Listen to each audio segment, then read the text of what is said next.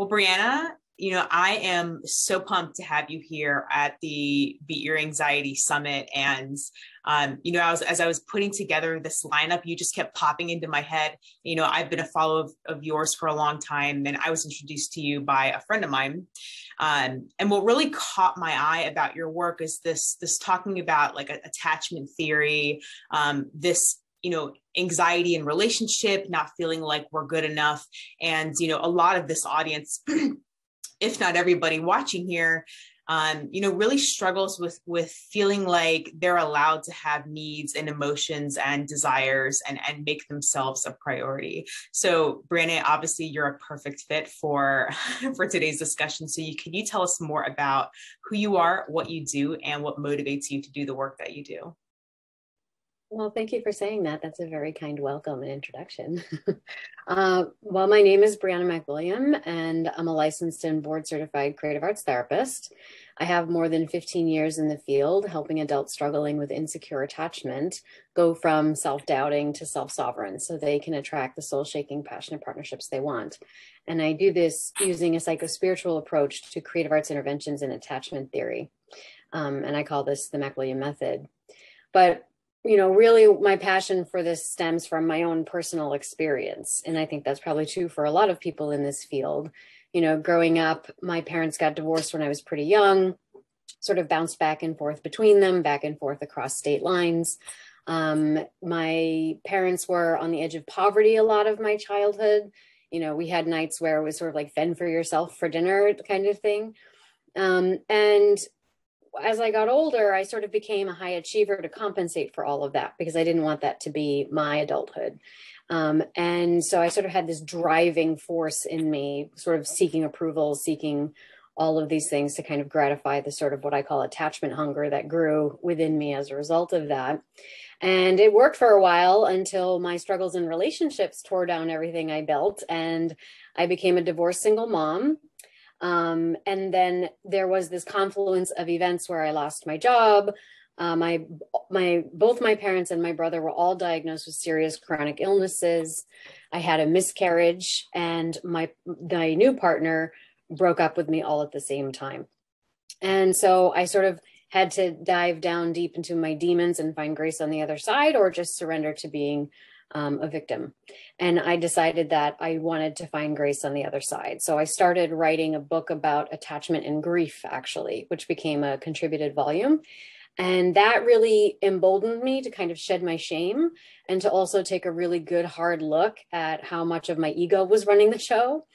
And became a Reiki practitioner, EFT tapping certified practitioner, and built an online community, online courses, YouTube videos, and here I am.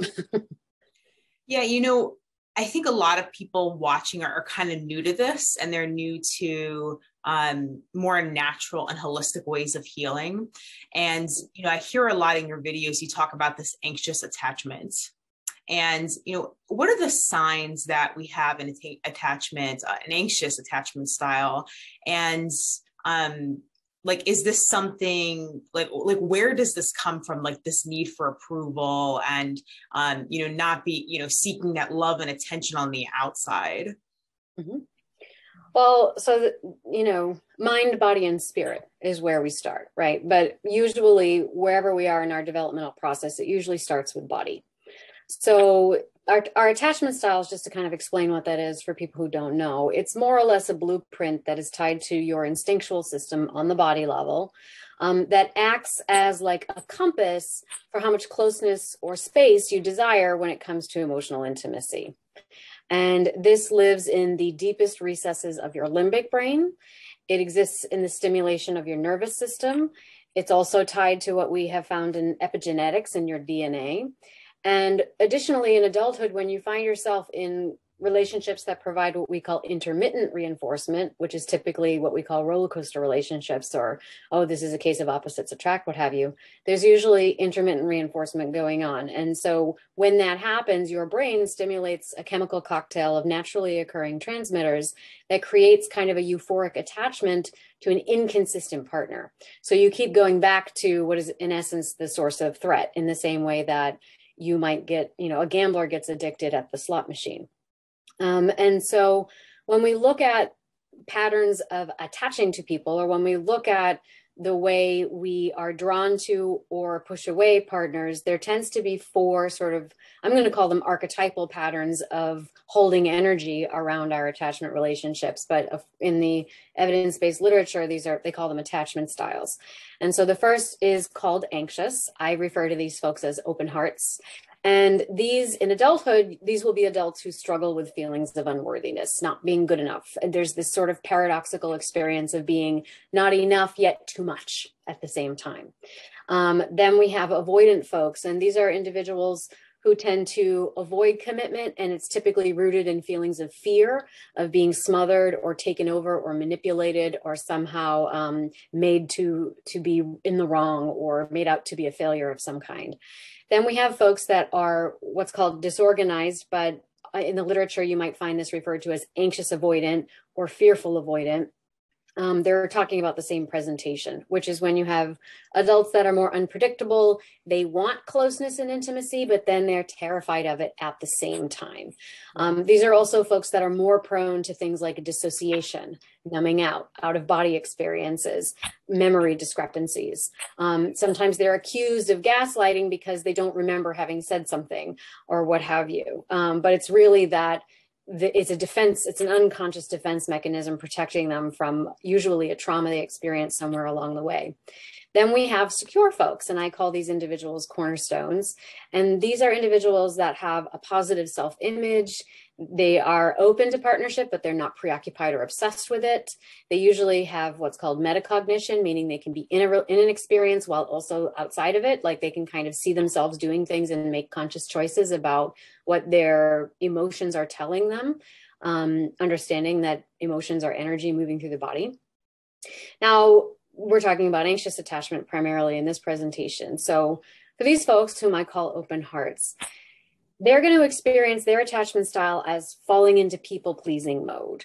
It's going to be waiting around too long for the reciprocation of loving feelings, kind of harping on the potential of something rather than the reality of it. They have a tendency to take on all the blame because they think that if they are responsible for something going wrong, then it must be within their power to fix it. Wow. They might have, very low self-esteem and struggle with unworthiness, feelings of unworthiness. They have a tendency to think they have to earn love and approval. So they are drawn to partners who keep themselves at a distance or who are, challenging and edgy, right? Make them work for it. On the other hand, if they do encounter a secure partner, and they receive love too freely, or they receive something from that partner too freely, then they're always questioning it. Because they haven't earned it. It can't be true love if they haven't earned it. So then the partner is considered to be too boring or too nice or not enough of a challenge, right? And they also have a tendency to think if they need me, they won't leave me. And yet, when you try to make a partner need you, then you're always questioning if they want to be with you for you or if they're with you because you've induced dependency in them. Right. So there's never really an ability to sit comfortably in the relationship, to really trust the bonds of connect and the connections that are being established, because there's a lot of defensive ego mechanisms kind of maneuvering things because at some point, usually, if we're focusing on this from a developmental perspective, usually there was instability. And that's what we learn how to connect. That's how we learn how to inhabit relationships. So we tend to seek it out and then to recreate it.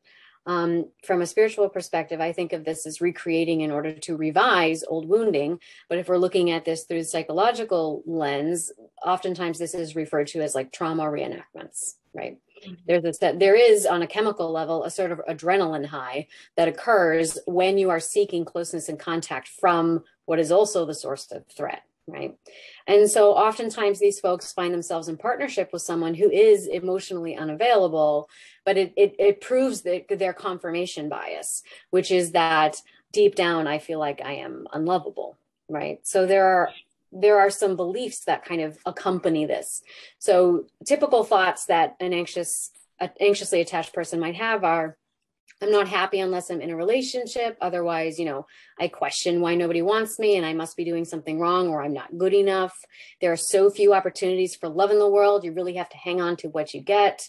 I have to work hard to make it a functional relationship. If I stop initiating or trying, then nothing happens and it will never get done. If I'm not earning love, it's true love. If my partner isn't suffering for me in the way I'm suffering for them, they don't really love me. I won't find love unless I fix myself, lose weight, get a better job, so on and so forth. I'm always loving my partners more than they love me, and that's just the way it is. I'm not allowed to have needs or desires in a relationship because it will always push my partner away and they'll experience me like a burden, things like that. And so these beliefs tend to fuel what are called activating strategies. And these are strategies that unfortunately are aimed at reestablishing connection with a partner, but they usually wind up pushing the partner away.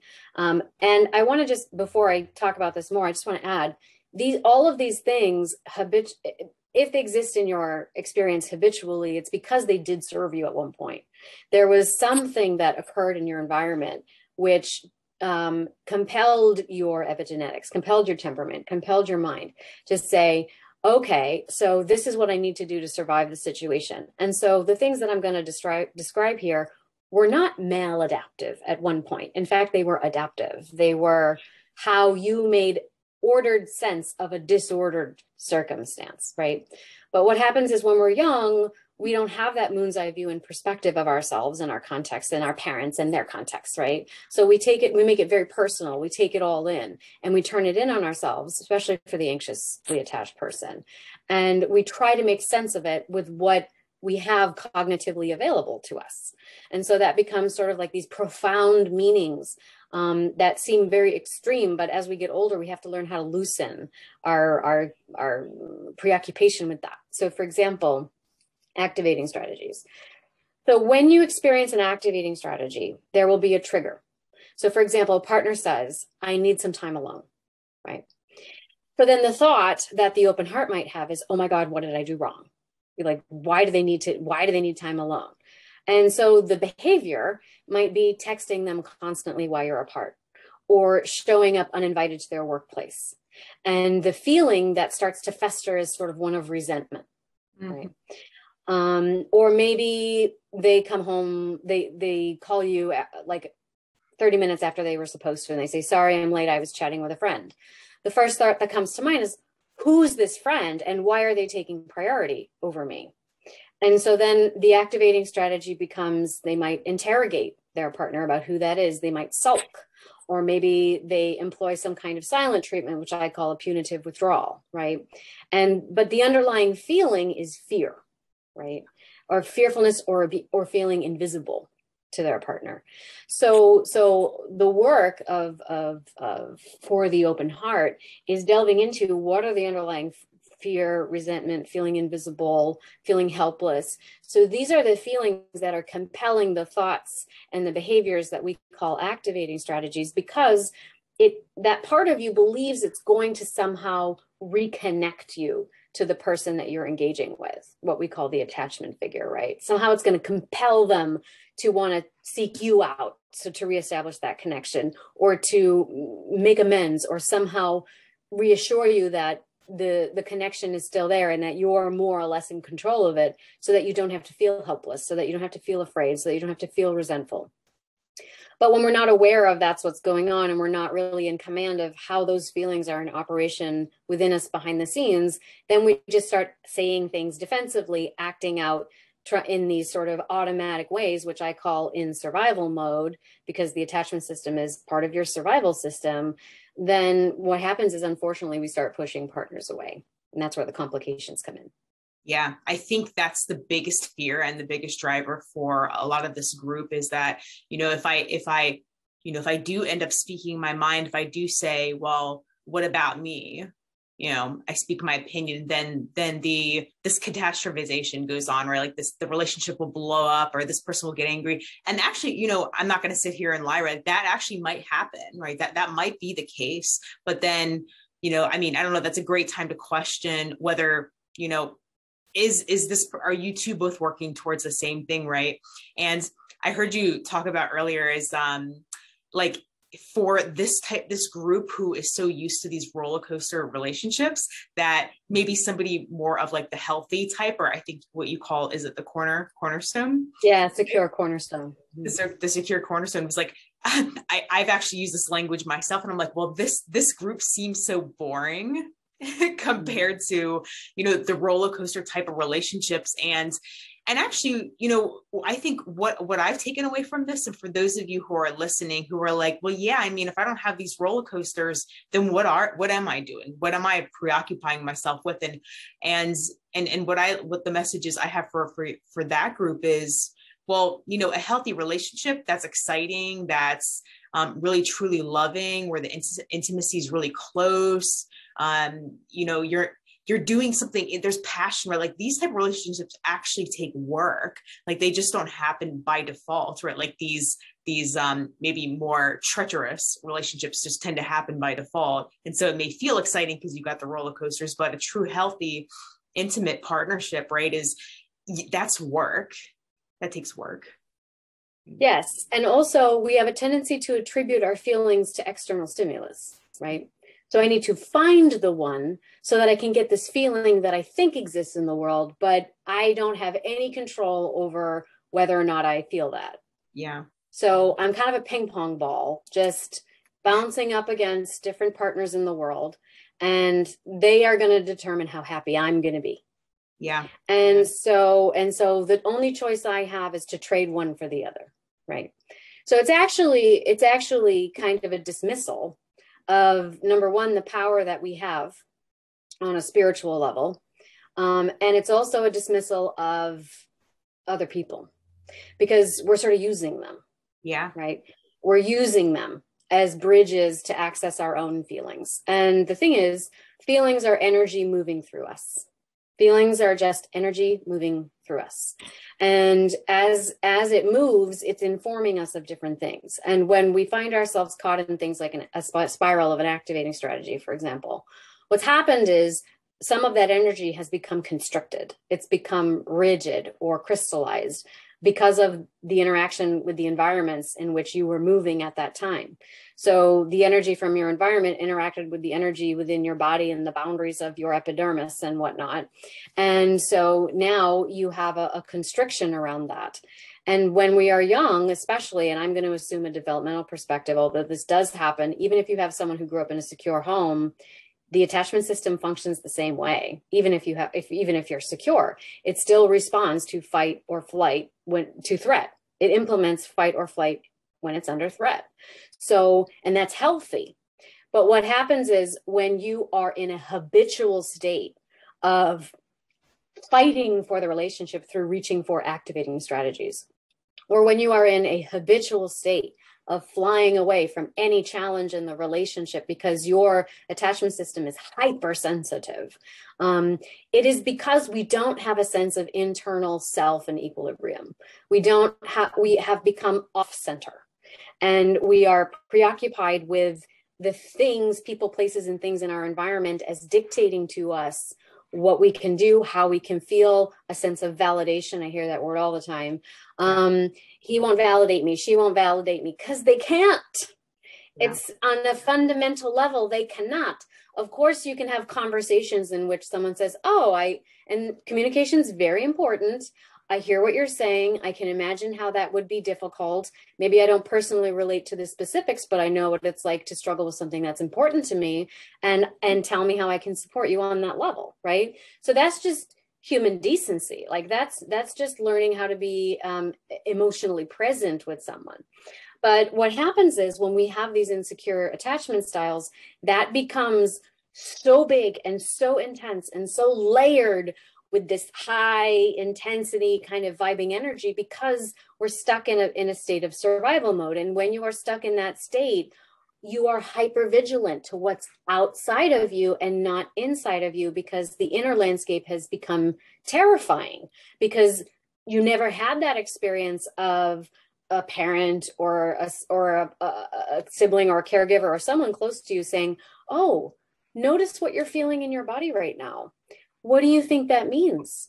Maybe it means you're feeling this way. No? Okay, maybe it means you're feeling this way. When we assign this word to it, do you feel a sense of relief? Do you feel a sense of resonance? When we do this action in response to that feeling, do you feel a sense of relief? Does it feel kind of exciting? Does a curiosity emerge within you? When we're not having that conversation, shut up, sit down, don't speak unless spoken to, right? Sit in a line, don't talk to your partner, wait for the bell to ring, right? So everything, not just in our immediate families, but also in the larger systems. Our systems, as they are, especially in the United States, were created to develop an industrial complex. Our school systems were created to pump out obedient factory workers, right? So there's not a lot of self-reflection, not a lot of mindfulness, not a lot of like, what's going on inside of you going on? There's a lot of like pumping out people who are obedient to larger systems, intersecting, I should say, and oftentimes oppressive systems of how you should be successful in life, right? And so this cultivates a profound external orientation and then a decentralizing of personal power and authority and sovereignty. And that creates a tremendous amount of anxiety because that means you are that much farther away from your spirit, the essence of who you are, which means that you are relying upon changeable and impermanent things to establish a sense of permanency and security within you. And it's not going to happen. It can happen for a short while. You can move around the chess pieces on the game, like, you know, with enough dexterity that it seems like the house of cards will be steady for a while, but eventually it will fall. It's life. Shit happens, right? I love it. So, you know, it's like, this is partly like why in my work, it's about developing self-sovereignty. We do learn about communication and relationship, but we don't look to find a secure partner and then make ourselves okay with a boring relationship to think that we've reached the pinnacle of healthy relationship. That's oftentimes, I think, what people think they need to do. And like, this is just healthy relationships are just boring relationships you settle for. And it's like, no, healthy relationships are relationships that you come to from a place of abundance, where your access to your own feelings is vibrant and passionate. And you recognize that when we meet someone that lights us up, it's because they are creating, let's say, a bridge or a conduit or a lubrication to allow you to access parts of yourself that otherwise, for whatever reason, for whatever story you've told yourself, you don't allow yourself to access. And so when you start giving yourself permission, when you start validating yourself first, when you start realizing that your relationships are just a mirror of the proximity between you and you, then you start bringing in a wide variety of people, and you can be sexually aroused, interested, passionately enthused by any number of people that you want, because you decide, hey, you know what? I want to feel aroused and impassioned by that person. And here it comes. Get ready for me. You know, it's not like, please give me this so that I can feel this way. No. Yes, exactly. Thank you, Briana. Like, for those of you watching, go back and rewind everything Briana just said, because it's like we actually have this chemical dependency on others, and it's like, if we don't know how to give it to ourselves, which we can now, as this whole summit is teaching us how we can provide this and find this from within, whether it's excitement, whether it's passion, whether it's tapping into curiosity, or even your own anger and things like that. Like, nobody else can put anything inside, you know, your own head. And so, yeah, it's just like, if you're always trying to get your needs met by it's just very unstable, right? Because it's like you have to have that person around in order to get your needs met. And of course, this creates a very unstable atmosphere, because of course that person can't be at your beck and call. I mean, and nor is it their responsibility, right? So. And, you know, and this is where I think a lot of people get confused, because when we have insecure attachment, we were also very confused about boundaries. Yeah. So we say something like this, or I say something like this, and then often the open heart will think, oh, I have to learn how to meet all my needs by myself, and I need to be an island. Right. And that's not what I'm saying. But it may be that you go through a pendulum swing where you go from extreme neediness to extreme self-sufficiency, so that you can navigate the gray space and the terrain between that pendulum swing so that you understand, oh, so relationships aren't necessarily about need satisfaction. It's about need exchange, right? So there's a huge difference in the degree of the energetic vibe that comes across when you desperately need something from someone because you feel like the essence of you is ill-defined if you don't get it, versus I know I can do this for myself. It's not necessarily extremely difficult for me to do this for myself, but I appreciate and I love and would admire and be grateful for if you would like to join me in this exchange. I'm inviting you into my world. I'm inviting you into being a participant in my needs exchange, right? I'm inviting you to have this inner experience in my emotional life, because isn't it so fun when we get to share our inner emotional lives with each other? And isn't it so fun when we both agree to prioritize each other's needs as highly as our own? And isn't it fun that we get to bring our own tools to bear on the next sandcastle we're going to build and knock down, right? In this world, this universe, this giant sandbox that we're basically playing in, right? And you know, when you bring your own tools, the castles you can build are that much bigger, that much stronger, you know, that much more complete. But it's different when you show up with no tools and then you're totally depending on the other person to like shelter you, right? And it's not that if I don't have needs or if they don't need me, why would they love me?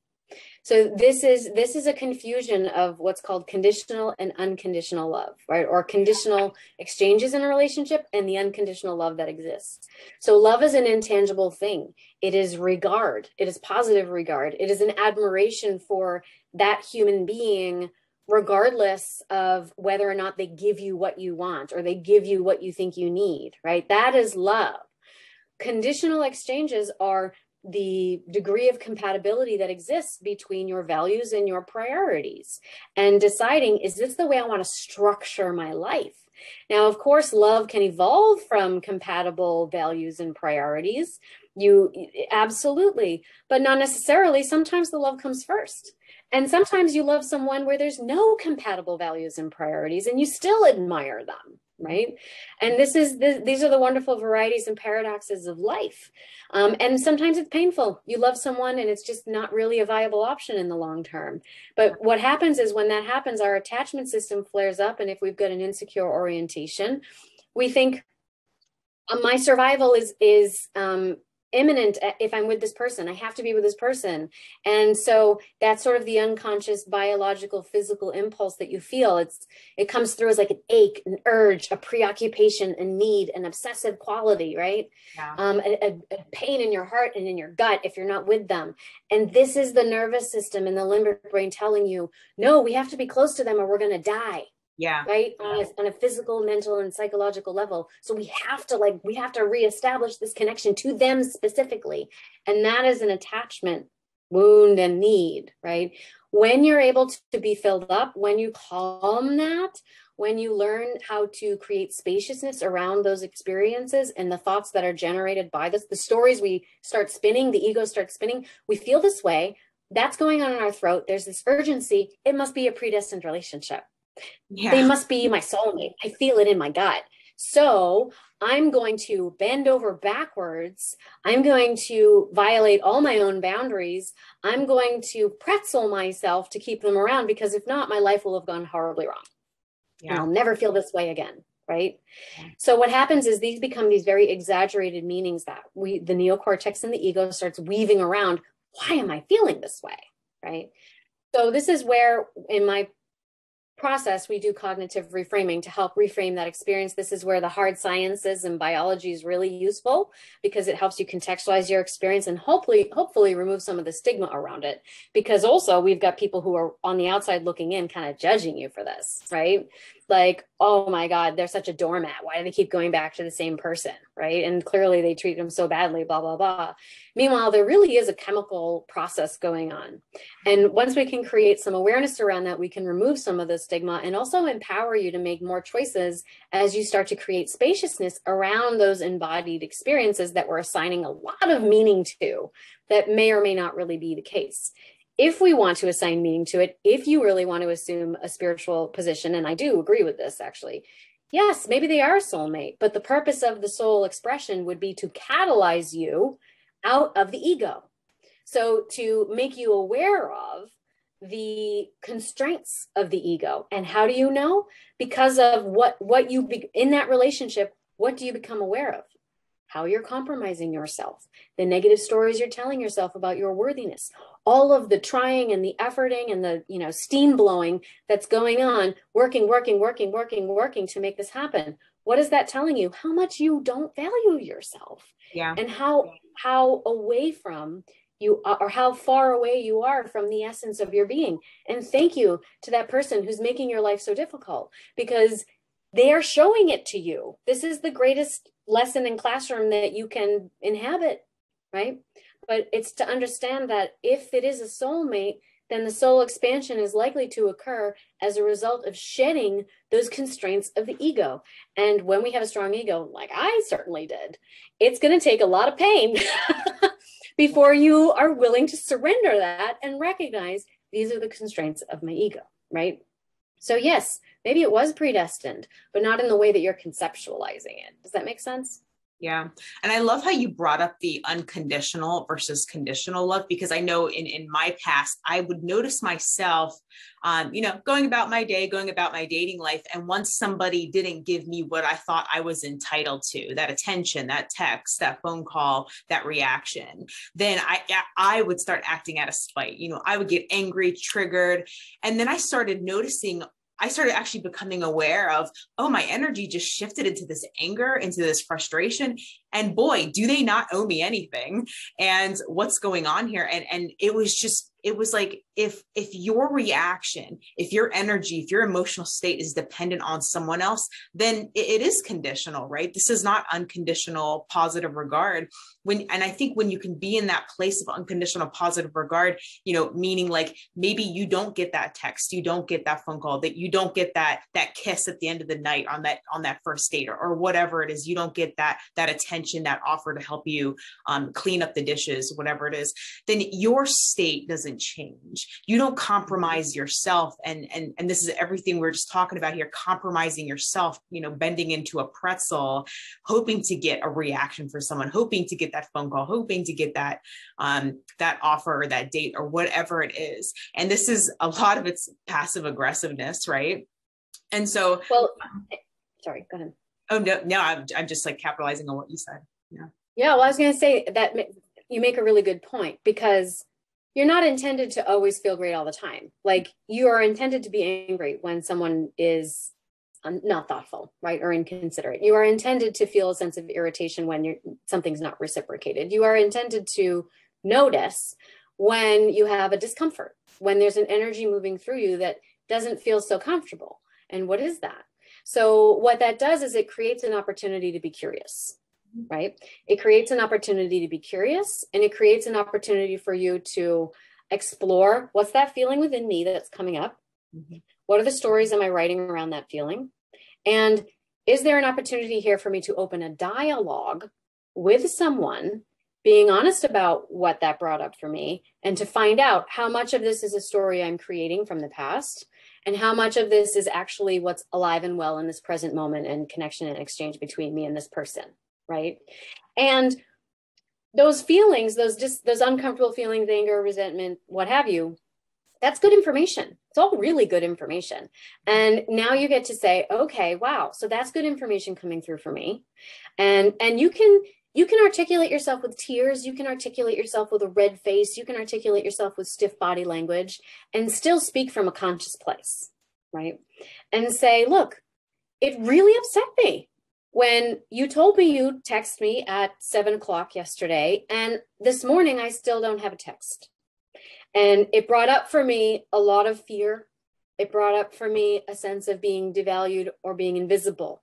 And I want to just let you know that's where I'm at. And it's really important for me to feel valued and to feel visible and to feel like I can rely on my partner to do what they say they're going to do. Now, I also want to create a space for you to tell me your side of the story. And I want you to, I'm open and willing and wanting to know what you're feeling in this moment and how you experience that, because maybe it's something that I'm not imagining. Maybe something happened and I don't know what it is. I don't want to make assumptions before checking in with you. But I think it's also important for you to know that this is something important to me to have in relationship in order for me to feel secure in this relationship, right? Yeah. And so you can be angry and you can express that, but also creating an open dialogue for there to be a repair or a co-creative solution. Now, sometimes wherever we are in our experience, we have arrived at because of our experience, right? And our environments are the result of what has been. So if you have been insecure up until a certain point and you haven't been able to express yourself in that way, instead you ignored them for the next day, right? Or instead you took down the picture of the both of you on your profile, right? Or you did something kind of passive aggressively to get their attention, but not give them attention, right? So maybe in the past that would have been the immediate jump to activating strategy or assumption, right? But instead now we're going to create this open space. We're going to sit with the ambiguity. We're going to sit with the anger. We're going to sit with the resentment, because you're not afraid of anger. You're not afraid of resentment. You're not afraid of being invisible. You're not afraid of them devaluing you, because they can't. You are an expression of nature. You are an expression of universal energy. They don't have the power to do that. It's like being born with fingernails and then begging them to give you the right to keep them.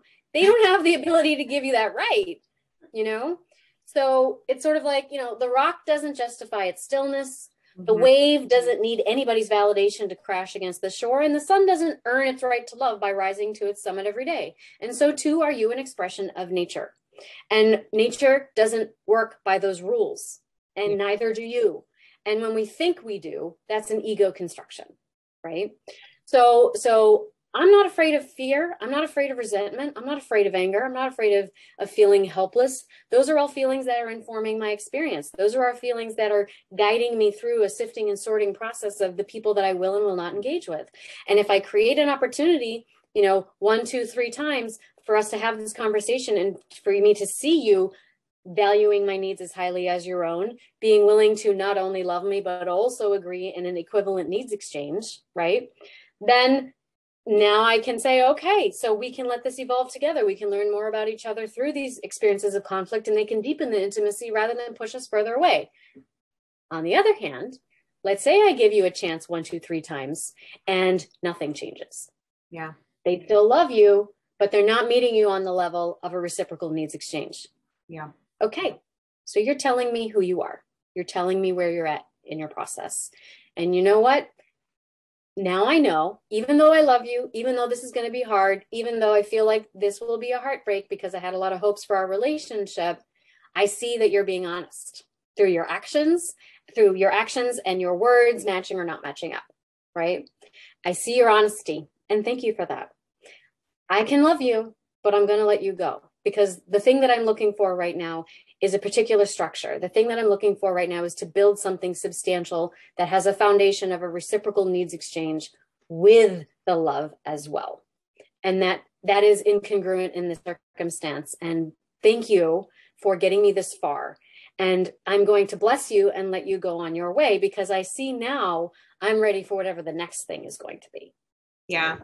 And this is a completely different energy that I see, within my clients, and I'm sure Briana, with the patients or clients that you work with. It's like, you're coming at this. It's more like you're educating your partner, right? Like you're educating. You're like, hey, this is what's coming up for me, and I want to know what's coming up for you. But here's what's coming. Here's what's going on, and what's going on with you. And this is more of like you're educating them versus making them wrong or making it sound like they owe you something. Because I know this is a gray area for a lot of this audience, and I can already hear a lot of this audience saying, well, I have done that. I have gone to my partner and I told them this, and I told them I was frustrated with that. And it's like, well, here, the paradigm here is what's different. The paradigm here is realize like, I'm helpless. I need you to save me. I need you to make me feel better.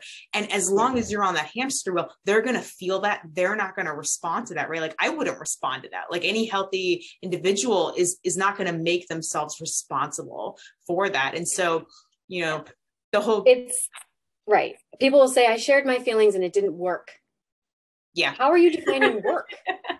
Right? Working. It didn't force them to be the thing I want them to be. Yeah. So they're not the thing you want them to be. They're not the partner you want them to be. They're not a match for you. And so it did work because you got the most vital information that you need. Yeah. Right. Love and it. so you need to be aware of what do you want in relationship in general and stop attaching all of that to a very specific person. Part of this is teasing out the essence of desire, because anything you want, person, place, or thing, you want because you think you will feel better in the having of it. And so that's where we get really preoccupied with control. And well, I was emotionally honest, but it didn't work. Meaning you were not able to emotionally manipulate your partner into being and doing the thing that you wanted, right? That's not the goal of emotional honesty. That's not the goal of effective communication. It is a fact-finding mission. It's an informational investigation. So it did work. If your partner did not respond to you in a reciprocal way, did not express that they value your needs and your feelings as highly as their own, it worked very well, because now you know just how possible it is to have the essence of the relationship that you desire with this specific person. And in that case, probably not possible. Or maybe it is, but now you know what they have to do in order to meet you there, right? Okay, so you're not able to meet me there now. So this is probably what you'd need to do in order to get it, which is inevitably going to involve some form of therapy or some form of self-help and personal development, because some people have very, very deep grooves carved around attachment wounding, that honesty, emotional honesty is very threatening, especially for someone who's what I call a disorganized spice of lifer, because the source of comfort was also the source of threat. So when in the past, if they come from an upbringing where emotions were used to manipulate, it doesn't matter how honest you're being about them, they're going to experience an emotional conversation, especially emotional honesty, as very threatening. So they'll say, stop trying to make it all about you. Fine, I'll do whatever you want. And then passive aggressively sabotage you. Well, fine, you don't like it. I'm just going to go find comfort with somebody else, right? Or they behave in some kind of petulant manner, or they ice you out or withdraw because you dared to express a feeling. It's not that it didn't work. It's that it worked very well. And now you are confronted with the truth of the quality of this connection. And a lot of us avoid having those conversations because when we say it didn't work, it's because you're also working on a paradigm of obscuring your emotions. You're also working under a paradigm of, in some ways, being inauthentic in order to acquire something, right? So this is the challenge, is softening a little bit, giving yourself permission, and then recognizing if they reject me, then it's not actually a qualification of my value. It is a barometer or a temperature reading of the quality of this connection. And actually, when someone is rejecting of you, it's usually because they are rejecting of themselves inside. So their proximity to themselves is actually quite a ways away. And we have a tendency to project that out into the world. So when someone is disconnected from themselves, we tend to feel disconnected from them or rejected or abandoned by them. And if we are insecure and we have very diffuse boundaries, which open hearts especially tend to, what happens is we take in their disconnection from themselves, and now we become both disconnected from them and disconnected from within ourselves, right? Now we are disconnected from ourselves, and that's flimsy boundaries. And this is, I know we've gone a little over time here, but this is where sometimes there's that confusion between empathy and enmeshment, right? So this is more a state of enmeshment. We take it in without understanding the boundaries between them and me. And it happens in an instant. It's just a feeling that comes over you. And so that's what the work that I do is trying to help establish some of those boundaries and understand the energetic exchange that is going on there, so that you can inhabit your self-sovereignty in a way that allows you to be a fact finder rather than, trying to move chess pieces around on a game that's just, you're never going to win. Yep. Oh, Briana, I could have this conversation with you all day long. And I know I'm sure like this audience is like leaning in like, oh my gosh, so much of this is resonating. But, you know, of course, just to honor everybody's time here, you know, and I just love everything Brianna is saying, because I think like it's so relevant to me, and all of this makes sense to me. Like, you know, if you're out there watching this interview, you feel like you're exhausted because you're moving those chess pieces around, you're hoping for something different. You've kind of maybe decided who your partner is rather than allowing them to unravel and show up as they really are, even though they're doing that anyway, right? We've got these rose-colored glasses on. You know, now is the time to really to make a decision, right? And being able to, if you need help with this type of communication, you know, clearly Brianna, she knows all about this. If you want more, if you want to know more about like your own attachment style, I think that's a super important thing to learn, and not to make yourself wrong for it, because I know a lot of this audience, you know, because of the way they grew up, you know, maybe their parents made them wrong for who they are or your emotions, or I used to make myself wrong for my attachment style. Like, I'm an anxious avoidant, and therefore I'm never going to be good enough. And I started wrapping that into my old paradigm. And then, you know, I realized it's okay.